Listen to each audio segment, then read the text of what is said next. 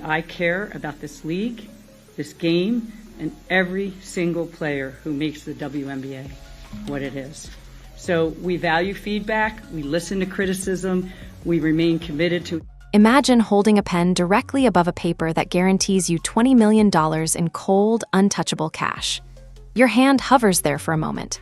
You can practically feel the weight of it, generational wealth, the kind of money that transforms entire family trees, that silences every doubt anyone ever had about your potential. Your actual employer, the one whose name is on your contract, pays you less than $80,000 a year.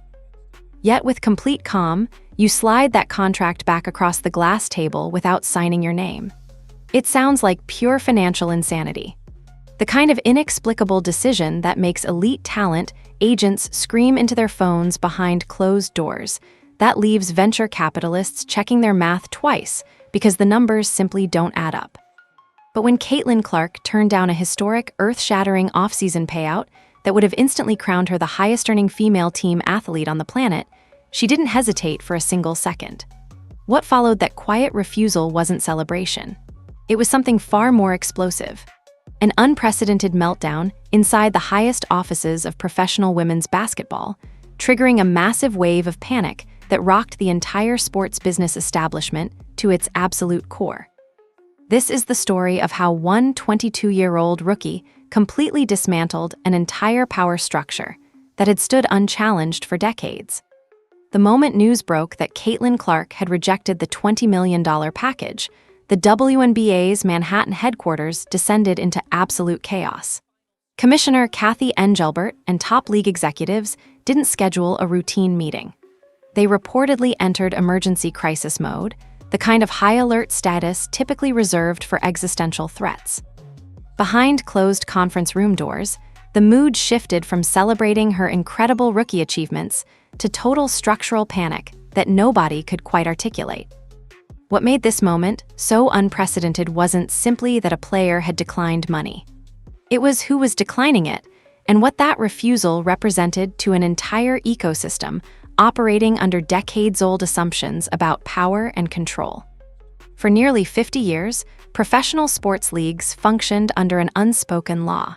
Athletes needed the organization far more than the organization needed any individual athlete. That law was foundational to everything. But in less than 12 months, a first-year rookie had completely inverted that dynamic. The establishment had no playbook for what came next. The sheer nerve of her position seemed almost incomprehensible to traditional sports executives. Here was a player still bound by rookie salary restrictions, supposedly grateful for whatever opportunities the league provided. Yet this player was essentially dictating her own terms to a multi-billion-dollar ecosystem with absolute confidence. Sources within the league indicated that the initial reaction wasn't measured or strategic. It was visceral and emotional. Executives who had spent their careers managing talent through traditional hierarchies found themselves facing a situation that existing organizational frameworks simply weren't equipped to handle. The concept that a player could walk away from $20 million, not because she didn't understand its value, but because she understood her own value far better, represented a fundamental crack in the entire power structure. The panic had immediate, tangible consequences inside league operations. According to leaked internal communications, there were frantic discussions about contingency plans, damage control strategies, and ways to either convince Clark to reconsider or minimize the public impact of her refusal. Some executives suggested aggressive media campaigns to frame her decision negatively. Others argued for diplomatic approaches, perhaps increased perks or modifications to league structures. What made this different from typical player negotiations was the asymmetry of power. The league couldn't threaten to bench her. Her presence was too valuable. They couldn't restrict her endorsements. She had already locked in partnerships with Nike, Gatorade, State Farm, and other global giants.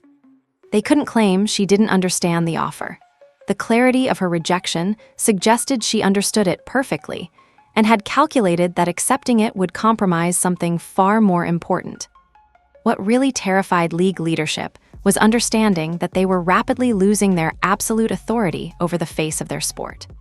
Leaked internal reports indicated that Commissioner Engelbert was reportedly absolutely furious, not because of wounded pride, but because she was realizing in real time that the establishment was losing its ability to control its most valuable asset. For decades, the league had operated under one simple principle: we own the structure, we control the terms, players operate within our framework. But that equation had fundamentally changed. The emergency meetings weren't just about keeping Clark in line. They were about preventing a complete reformation of how professional women's athletics operated. If one player could successfully operate with this level of independence, what would prevent other emerging stars from following the same blueprint? The domino effect could potentially destabilize the entire power structure that commissioners had spent their careers protecting. That realization explained the reported fury and panic inside league headquarters. When rumors first circulated that revolutionary offseason leagues and massive entertainment entities were assembling a staggering $20 million compensation package specifically for Caitlin Clark, the entire sports world operated under a single shared assumption: this deal was done. Nobody needed to wait for official announcements. The math was too obvious, the logic too compelling. Why would anyone say no? To understand why everyone expected immediate acceptance, you have to first grasp the brutal economic reality that had defined women's professional basketball for decades. Female basketball players had been locked into a grueling, almost inescapable economic cycle that functioned like a hidden tax on their careers and bodies. To earn what most would consider a comfortable living, something in the six-figure range, players couldn't simply rely on their WNBA salaries. Those salaries, no matter how accomplished the player, simply didn't provide financial security for life after basketball. So the system developed an unofficial but ironclad expectation. During the WNBA offseason, players would fly overseas. They'd go to Russia, Turkey, China, Israel, or other countries with deeper pockets and fewer salary restrictions. These weren't casual appearances or exhibition tour. They were intense, full-season commitments that meant playing 40 to 50 games in foreign countries, often in less comfortable conditions than American arenas, with different playing styles and complete separation from home and family for months. The physical toll was staggering. Players would finish an exhausting WNBA season in October, immediately travel internationally, spend the next 3 to 4 months playing brutal schedules with minimal recovery time, and then return just weeks before training camp. The cumulative effect on their bodies was devastating. Injuries accumulated and compounded. Recovery windows disappeared. Chronic pain became normal. The best players in the world were burning themselves out year-round, just to reach mid-six-figure annual income. Then came Caitlin Clark, a generational force who completely transformed the entire commercial footprint of women's basketball. In a single rookie season, her impact was immediate, undeniable, and absolutely massive.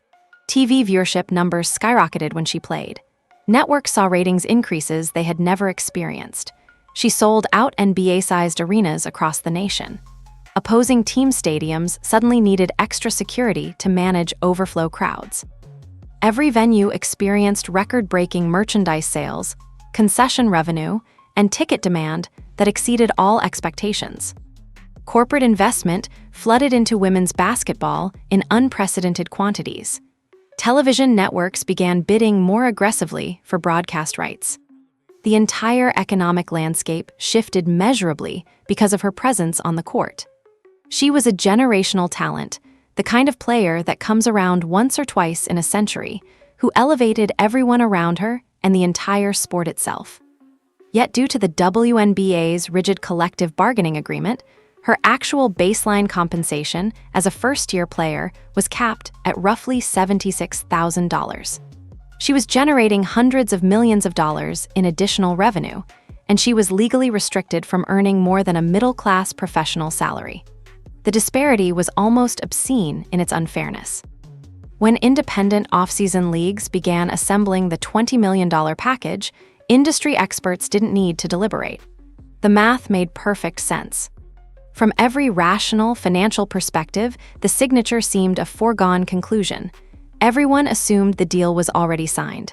Media outlets prepared coverage, promoters finalized details, Investors confirmed funding. Then she said no. The panic that erupted inside WNBA headquarters wasn't really about a rejected contract.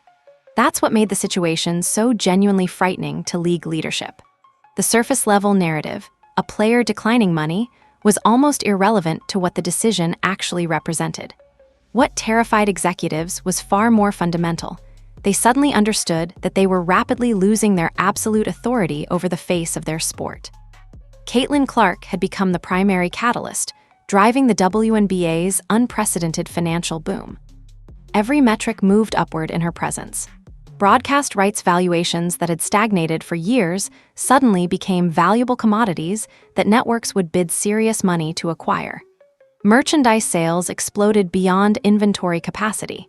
Teams experienced merchandise shortages because demand for Clark-related products exceeded what they could supply. Ticket revenue across every city she visited broke previous records. Corporate sponsorships that had languished for years suddenly found new urgency and investment levels. But here's what league leadership understood with absolute clarity. If Clark accepted a massive $20 million payout from an independent third-party entity, the power dynamic would shift irreversibly. She wouldn't just be a player earning supplementary income during the offseason. She would instantly hold more financial power and brand control than the WNBA itself. She would have the resources, the leverage, and the independence to operate on her own terms, to make decisions without needing league approval, to potentially build her own media empire that directly competed with league operations. Leaked internal reports indicated that Commissioner Kathy Engelbert wasn't just frustrated or annoyed. She was reportedly absolutely furious, not because of wounded pride, but because she was realizing that the establishment was losing its ability to control its most valuable asset.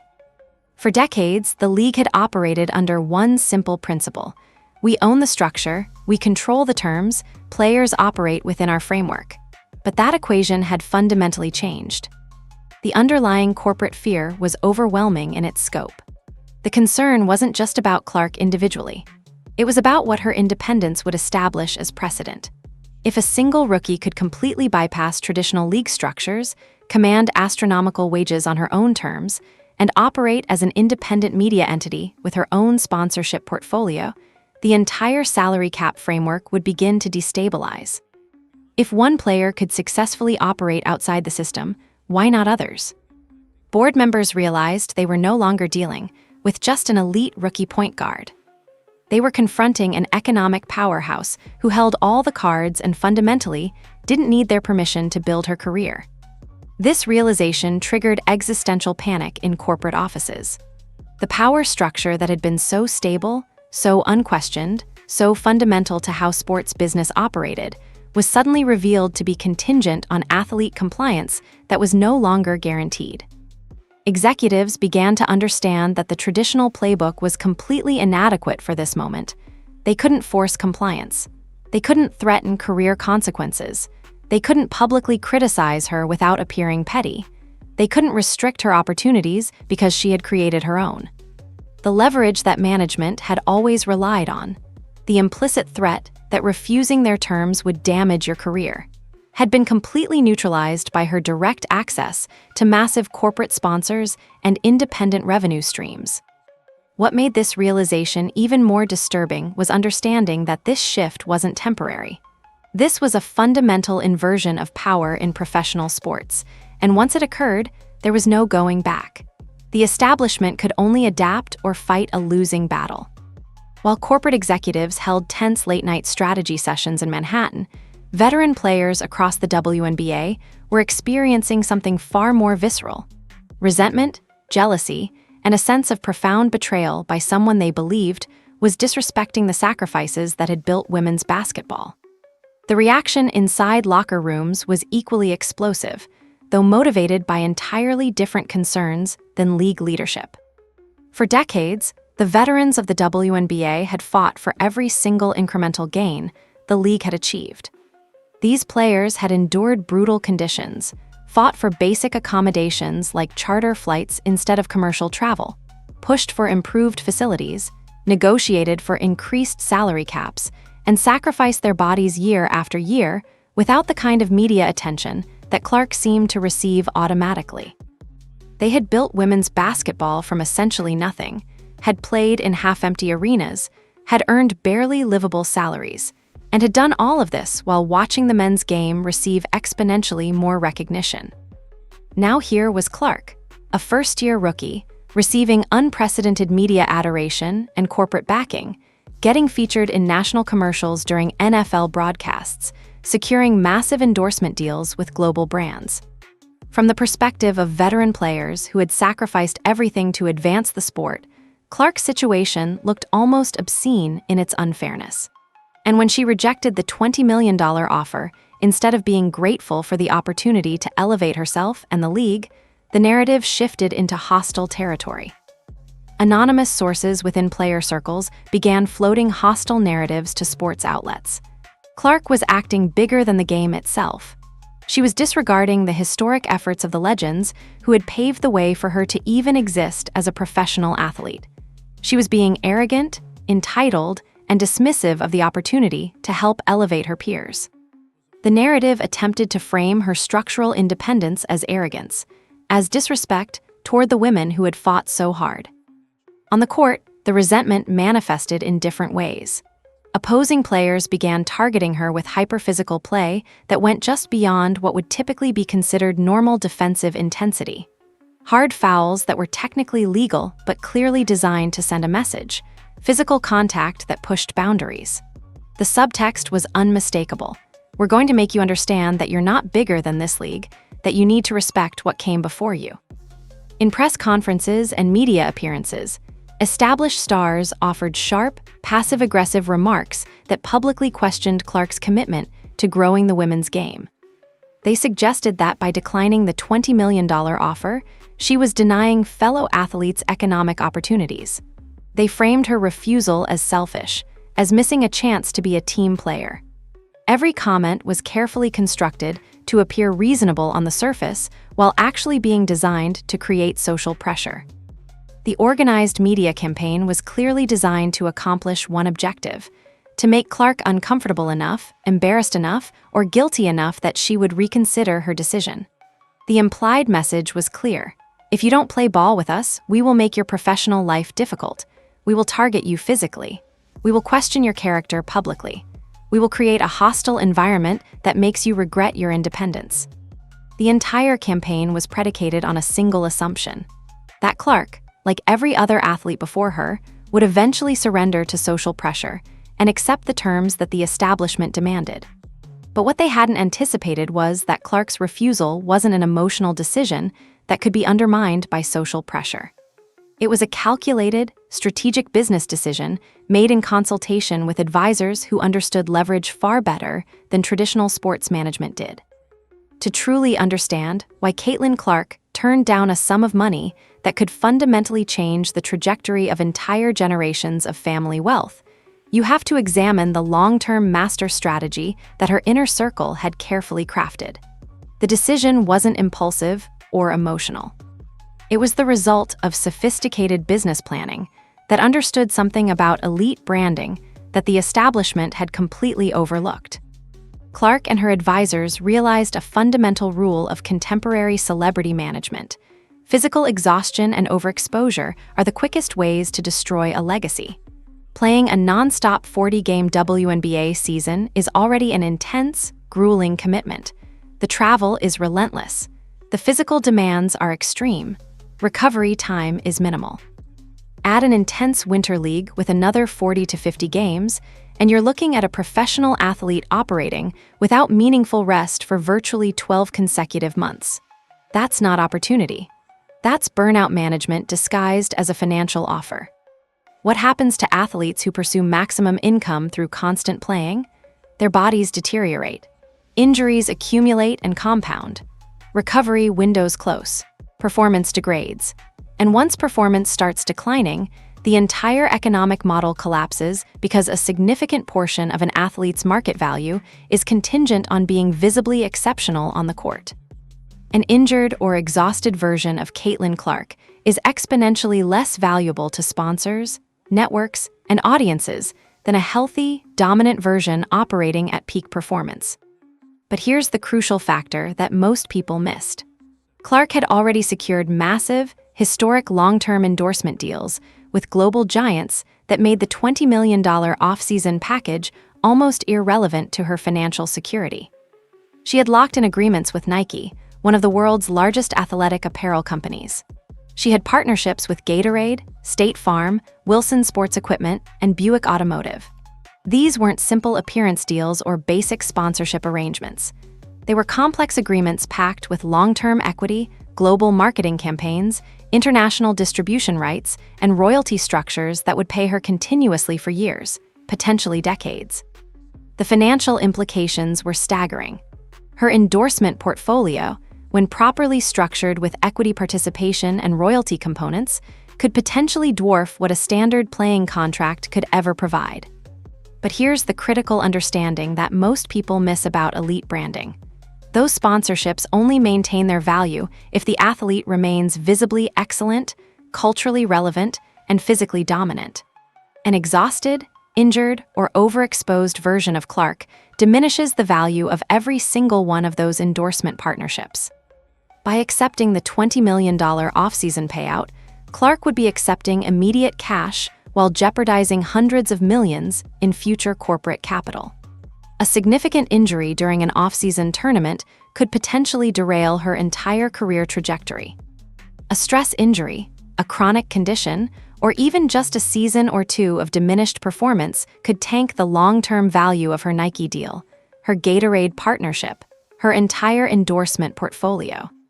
Her decision wasn't a rejection of money. It was a calculated risk assessment. $20 million today versus potentially $500 million over the next 15 years. The math becomes completely different. The decision shifts from appearing financially insane to demonstrating remarkable understanding of how elite athlete wealth actually accumulates in the modern economy. Her strategy involved choosing physical rest over immediate cash, focused private training over constant public appearances, and absolute brand scarcity over maximum exposure. When Caitlin Clark's rejection of the $20 million package became undeniable reality, the financial consequences rippled outward with shocking velocity. The venture capitalists and entertainment leaders who had spent months constructing this elaborate financial package suddenly found themselves holding contracts for events that no longer had their centerpiece attraction. They weren't just disappointed. They were facing catastrophic business failure in real time. The proposed off-season tournaments and entertainment vehicles that had been assembled specifically to capitalize on Clark's star power suddenly looked fundamentally different. The promoters had pitched revolutionary 3-on-3 formats designed to showcase basketball in compact, exciting packages. They had developed celebrity tournament brackets that would theoretically attract mainstream entertainment audiences. They had negotiated exclusive primetime streaming deals with major networks, confident that Clark's presence would deliver audiences. Without Clark's name on the marquee, the entire financial projections fell completely flat. Networks suddenly became less interested in acquiring streaming rights to tournaments that wouldn't feature the sport's biggest star. Sponsors who had been prepared to pay premium rates for advertising access to Clark-related content suddenly questioned whether their investment made sense without her participation. Arena venues that had tentatively booked dates and made facility preparations realized they might be hosting events that couldn't draw anticipated crowds.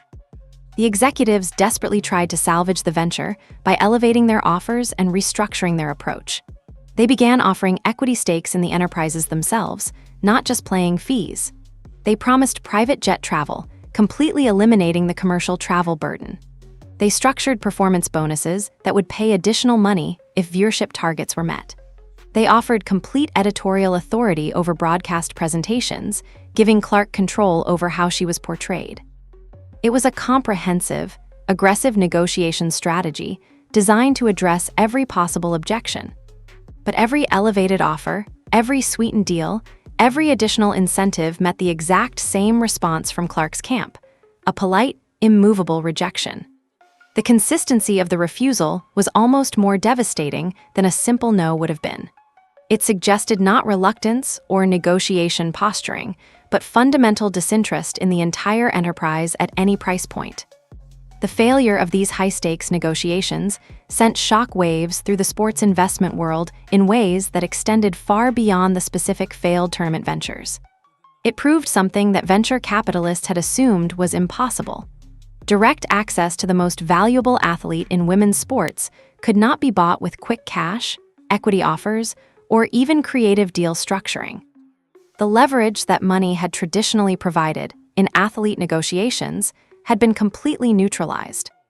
Outside investors began openly questioning whether these new leagues could even survive without Clark's participation. The business models that had been constructed around her star power suddenly looked precarious. If you couldn't attract the sport's biggest star, could you really build a viable alternative sports entertainment product? The uncertainty triggered a domino effect of financial consequences. Multi-million-dollar funding rounds that had seemed solid suddenly became uncertain. Venture capitalists who had been prepared to write large checks started requesting additional due diligence, wanting to understand what these tournaments could deliver without the guaranteed draw of a generational talent.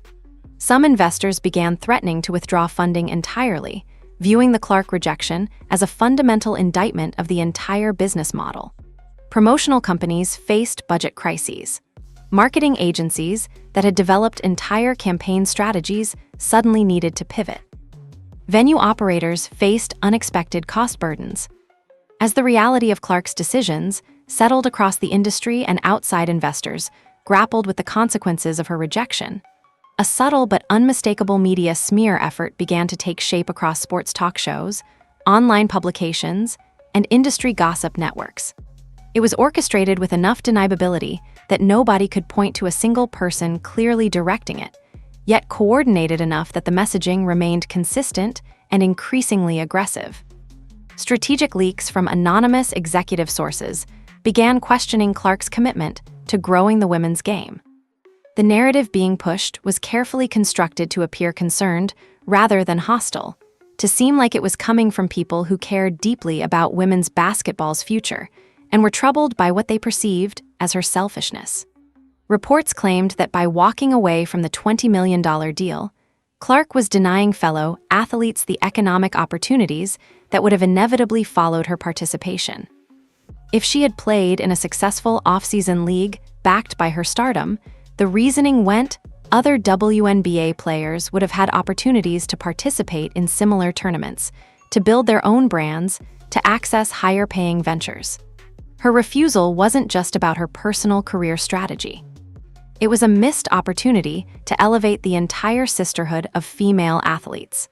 The framing was deliberately constructed to place moral and ethical weight on her shoulders, attempting to transform her business decision into a character issue.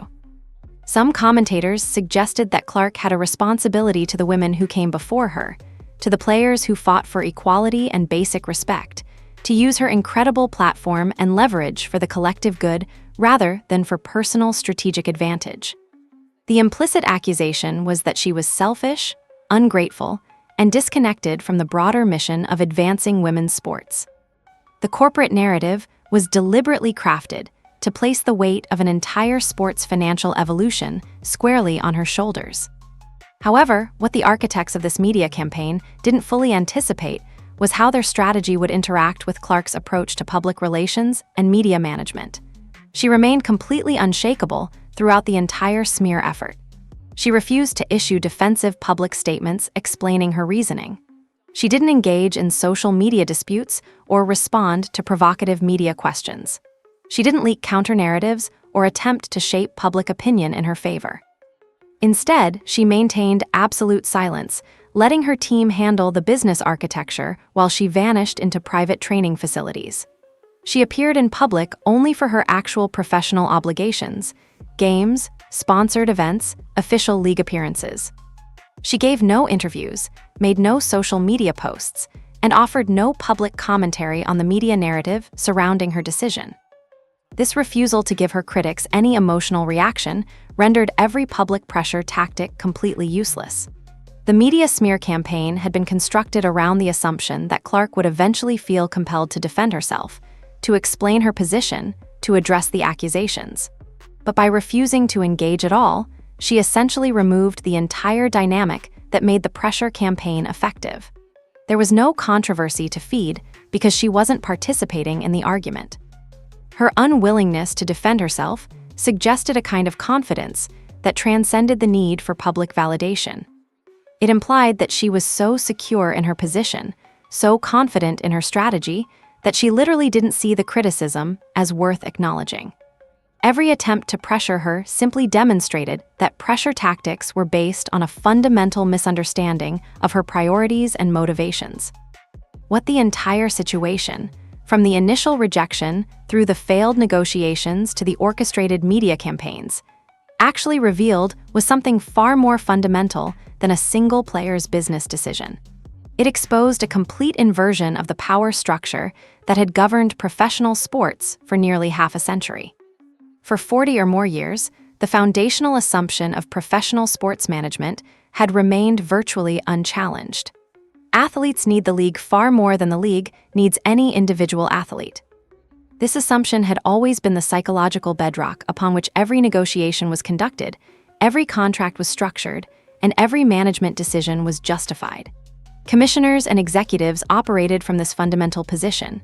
We own the structure, we control access to audiences, we provide the platform that makes athletes' income possible. Whether articulated explicitly or simply operating from basic conviction, the logic was consistent throughout professional sports. For decades, this model had worked flawlessly. Players who wanted to earn money, who wanted exposure, who wanted to build their careers had no choice but to accept league terms. If they refused, the league could simply replace them with the next generation of talent. Individual athletes were essentially fungible, replaceable, interchangeable components in a much larger business system that didn't fundamentally depend on any single person's participation. But Caitlin Clark had completely inverted that dynamic in less than 12 months, and she had done it without ever explicitly stating that she was doing so. She had simply operated according to a different set of rules and principles, and in doing so, she had revealed how obsolete the old model had become for transcendent talent in the digital media era. The key to this inversion was understanding how modern celebrity works in a world of social media, digital platforms, and direct audience relationships. She didn't depend on the WNBA to build her brand or reach audiences. She had millions of followers on social media who received updates about her life directly, without requiring any media organization or league official to curate or filter that information. She didn't need traditional sports media to cover her games. She didn't need league sponsorships to reach corporate partners. Major corporations came directly to her because her individual cultural reach exceeded what most league partnerships could provide. She had built direct relationships with fans through her personal dominance on the court, her accessible personality, and her constant digital presence. Corporate partners valued access to her because her endorsement reached audiences more effectively than league-wide marketing initiatives. Her individual economic reach, combining endorsement income, social media value, merchandise sales tied to her personal brand, actually exceeded the operational scope of many league operations. This was the uncomfortable truth that WNBA leadership was forced to confront. Their salary caps, their administrative restrictions, their outdated marketing frameworks, and their traditional player management structures were entirely unequipped for an athlete whose individual economic reach exceeded the organizational scope of the institution itself.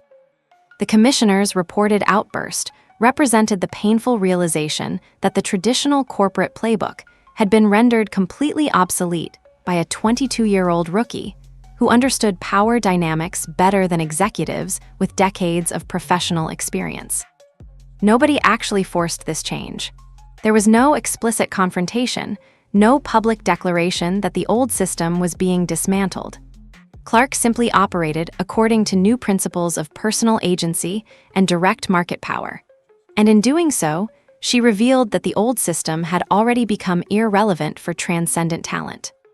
As the full implications of Clark's decision began settling into the consciousness of corporate America, something remarkable and consequential began happening across major corporations and entertainment brands. They stopped negotiating primarily with the WNBA as an intermediary organization and started negotiating directly with Caitlin Clark herself. This shift represented a fundamental change in how corporate sponsorships and partnerships functioned in professional sports. Historically, major brands would approach leagues, negotiate league-wide sponsorship packages, and leverage that league affiliation to reach audiences. The league was the primary entity, the central authority through which corporate partnerships flowed. Individual athletes might have personal sponsorships, but those were supplementary to league-level relationships.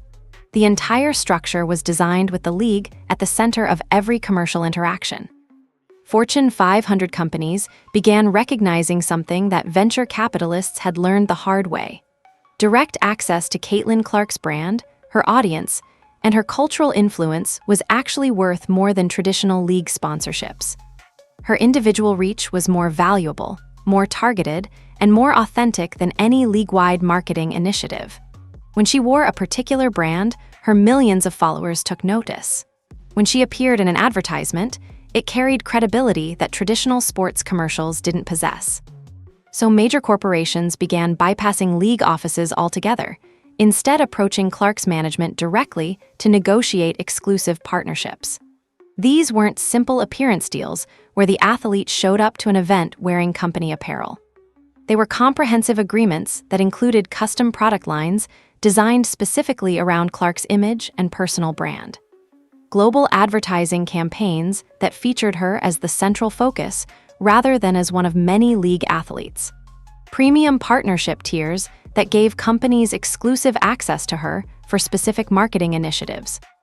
Nike expanded its already substantial relationship with Clark, developing signature product lines and global campaigns that essentially treated her as an individual brand within the larger Nike ecosystem. Gatorade structured partnerships that went far beyond simple endorsement, positioning Clark as a central figure in their athlete marketing strategy. State Farm developed advertising campaigns that featured her prominently, recognizing that her cultural relevance translated into genuine marketing effectiveness. What was crucial about these corporate partnerships was that they operated completely independently from league operations. A corporation could negotiate multi-million-dollar deals directly with Clark without involving the WNBA in negotiations, without paying any portion of that money to the league, and without the league having any ability to restrict or control those partnerships. The corporate money flowed directly to the athlete, unmediated by league infrastructure. This created a financial parallel system that operated alongside official league structures. Clark could earn significant income from WNBA play, but her endorsement income flowed from independent corporate relationships that the league had no control over. The distinction was crucial. The league could regulate how much she earned from basketball, but they had no ability to regulate how much she earned from being Caitlin Clark, the cultural icon. The shift in corporate strategy forced league executives to dramatically rethink their entire commercial approach. They suddenly understood that trying to suppress or constrain their biggest star was actively hurting their own long-term growth. When corporations diverted sponsorship money toward individual athlete deals with Clark, the league was losing revenue. The league had inadvertently created a situation where their attempt to maintain control was directly damaging their own financial interests. The implications of Caitlin Clark's rejection began rippling outward across the entire landscape of professional women's sports, creating consequences that extended far beyond the specific tournament ventures and sponsorships that had been directly affected by her decision. The domino effect touched rival leagues, television networks, venture capitalists, facility operators, and the broader infrastructure of women's basketball in ways that revealed just how dependent the entire ecosystem had become on her participation. Rival professional leagues that had been positioning themselves as alternatives or supplements to the WNBA suddenly found themselves losing investor confidence. These leagues had been constructed around the implicit assumption that they could attract top WNBA talent during off-seasons, that they could build viable business models by securing the services of the league's best players. If even Caitlin Clark, the most bankable player in the sport, wouldn't participate, what were the realistic prospects for attracting second-tier talent or building sustainable alternative leagues? venture capitalists who had been prepared to fund expansion or development of these alternative professional opportunities began drastically reassessing their investment theses. Without access to top-tier talent, what was the actual value proposition of these leagues? Could they build viable entertainment products around mid-tier players? Could they create compelling content when the biggest stars were choosing to rest rather than participate? The business models that had seemed sound suddenly looked dramatically less attractive. The funding implications were immediate and severe. Multi-million-dollar investments that had been approved or were under consideration were delayed, scaled back, or completely canceled. Prospective investors began demanding additional due diligence, wanting to understand why they should fund leagues that couldn't secure the participation of transcendent talent. Some investors completely withdrew from women's basketball investments, viewing the space as less promising than they had previously believed. Television networks experienced the ripple effects as well, but in somewhat different ways. Networks that had negotiated to broadcast alternative off-season tournaments suddenly found themselves with less compelling content to distribute. If the tournaments couldn't feature Caitlin Clark, their viewership projections fell significantly. Networks that had committed to certain rights fees for broadcasting these events suddenly questioned whether those commitments made sense without her participation. Rights fees for alternative tournaments declined across the board. The consequences extended to facility operators and venue management companies. Arenas and entertainment venues that had made capital investments based on anticipated attendance for Clark-featuring tournaments suddenly faced significant losses. They had upgraded facilities, hired additional security, and made other preparations for events that would now draw significantly smaller crowds. Those capital investments became stranded assets with no realistic return. League insiders admitted that the tension between Clark's management team and top WNBA officials had permanently altered front office dynamics. The league couldn't operate as though she was just another player to manage. She was the foundation upon which an increasingly large portion of the league's financial and cultural value rested. The league was forced to accelerate plans for upgraded travel accommodations, charter flights, and venue improvements just to keep pace with the unprecedented crowds and security requirements that followed Clark everywhere she went. As sports analysts and media figures began dissecting the broader implications of Caitlin Clark's corporate autonomy and strategic independence, something remarkable became clear. She had effectively created a blueprint that future sports icons would inevitably follow. By prioritizing her physical health, brand integrity, and long-term equity over immediate cash offers, she had established a new benchmark for how elite athletes should navigate the contract structures and unrealistic demands that had historically defined professional sports. The conventional wisdom that had governed athlete decision-making for decades was suddenly revealed as fundamentally flawed. Athletes had been trained to believe that more money was always better, that refusing lucrative offers was financial insanity, that maximizing income year by year was the correct strategy for building wealth. Clark's decision shattered that assumption by demonstrating that sometimes refusing money was actually the most sophisticated financial strategy available. Her approach fundamentally prioritized long-term value creation over short-term income maximization. She calculated that accepting a $20 million payment to participate in an additional league would compromise her ability to perform at peak levels during her actual WNBA career, which would damage her endorsement deals and long-term income potential. From a purely financial perspective, turning down immediate cash to preserve long-term earning capacity made perfect sense. Corporate sponsors responded to her decision by doubling down on their investment in her personal brand. They recognized that she valued her health, her performance, and her long-term brand development. Nike, Gatorade, State Farm, and other corporate partners rolled out nationwide billboard campaigns featuring Clark.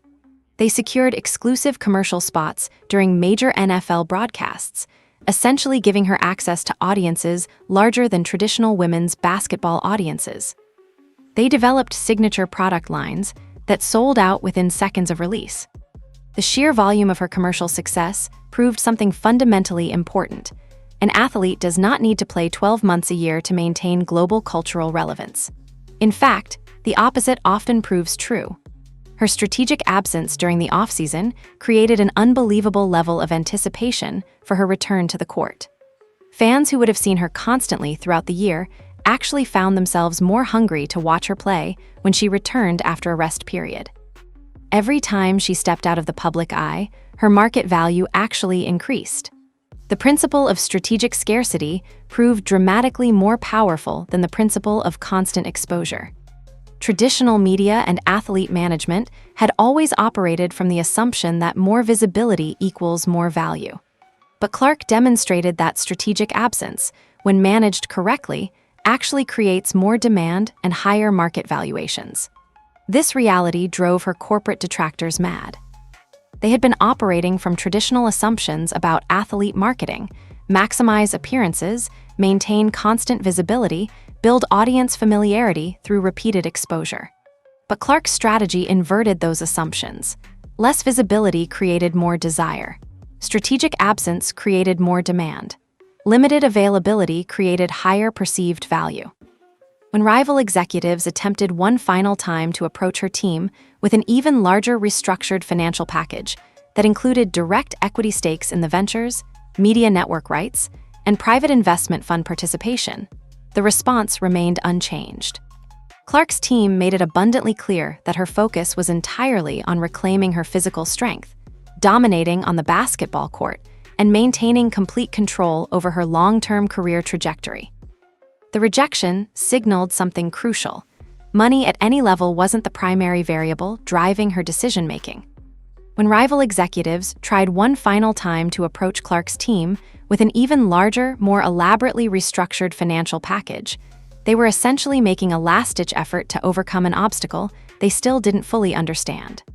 The new proposal included direct equity stakes in the ventures themselves, not just playing fees. It included media network rights that would give Clark input into how content was produced and distributed. It included participation in private investment funds that would provide ongoing returns if the ventures eventually became profitable. On paper, it was an extraordinarily comprehensive offer that addressed virtually every possible angle that someone might use to negotiate with an elite athlete. It provided immediate cash. It provided ownership upside. It provided creative control. It provided long-term financial participation. It should theoretically be impossible to refuse because it combined immediate benefit with long-term financial potential. Yet the response from Clark's camp remained unchanged. There was no negotiation, no counteroffer, no indication that higher numbers or better structures might change the decision. The rejection signaled something genuinely revolutionary in professional sports. Money wasn't the constraint. Leverage, creative deal structures, and financial incentives weren't the barrier. The decision was based on something far more fundamental: a prioritization of health, performance, and control over her career trajectory that transcended financial considerations. Her focus was entirely on reclaiming her physical strength, dominating on the basketball court, and maintaining complete control over her long-term career trajectory. Those objectives were fundamentally incompatible with accepting off-season league commitments, no matter how lucrative or attractively structured those commitments were. The $20 million offer hadn't changed that calculus. The revised proposal with equity and media rights didn't change it either. No amount of additional money or better financial terms would change anything because the underlying constraint wasn't financial. It was physical, strategic, and temporal. This rejection signaled a massive paradigm shift in the sports business world. It demonstrated that true leverage is not about how much money you are offered. True leverage is about having the financial stability and structural independence to say no to offers that do not align with your ultimate vision. When you're in a position where you can refuse $20 million, refuse even larger revised offers with equity and media participation, and still maintain your position and financial security, you've achieved a form of leverage that no amount of negotiating skill can overcome. League administrators who had once hoped to control her commercial narrative were left with no choice but to adjust to her terms. They were forced to rebuild their entire marketing strategy around a player who refused to be owned, managed, or pressured by corporate threats. The commissioner and her team had to confront the reality that they had moved from a position of managing an asset to a position of managing a relationship with someone who held superior leverage. The shift in how the league approached Clark became visibly different. Rather than trying to restrict her outside income or limit her off-season options, the league began focusing on making participation in WNBA basketball as attractive and rewarding as possible. They accelerated discussions about salary structure modifications, improved benefits, and enhanced player autonomy. The league moved from a stance of control to a stance of negotiation with someone they understood to be a primary business partner, rather than an employee to be managed. Caitlin Clark did more than reject $20 million. She completely dismantled the myth that female athletes must settle for traditional league parameters, accept whatever compensation structures institutional authority offers, and prioritize institutional success over personal empowerment. Her courageous move laid the groundwork for a future where players hold true ownership over their personal value, forcing corporate executives, league commissioners, and multi-billion-dollar networks to acknowledge that the real power belongs to the talent on the floor. The executive meltdowns, boardroom panics, and hostile media campaigns were simply the desperate reactions of an old guard trying to hold on to a power dynamic that had officially vanished forever. Clark showed the world that when you hold ultimate leverage, you don't follow the rules, you write them. Now the ultimate question remains: will traditional sports leagues adapt to this unstoppable shift in player leverage? Or will their desperate attempts to maintain control trigger an explosive war that changes professional sports forever?